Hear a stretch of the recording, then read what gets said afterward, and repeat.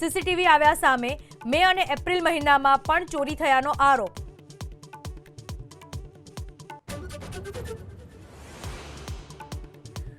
સુરત શહેરમાં પૂરગ્રસ્તોને ઝડપથી સહાય માટે કલેક્ટરનો નિર્ણય। વધુ 65 ટીમોને ઉતારાય मैदाનમાં। કુલ 338 અધિકારી અને કર્મચારીઓને તાત્કાલિક અસરથી સર્વેની જવાબદારી।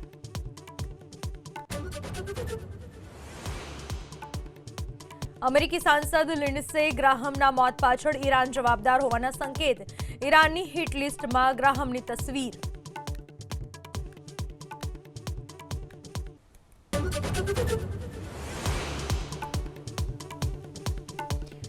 नायब मुख्यमंत्री हर्ष संघवी साथे चा पीने सरकारनी कामगीरीनी वखाण करता काका फरी पलटाया।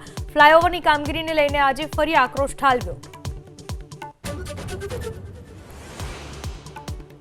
રાજકોટમાં કારમાં સ્ટન્ટ કરતા વૃદ્ધાનો વિડીયો વાયરલ। સ્કોર્પિયોના આગળના દરવાજા લટકીને વૃદ્ધાએ સ્ટન્ટ કર્યાનો વિડીયો સોશિયલ મીડિયામાં થયો વાયરલ।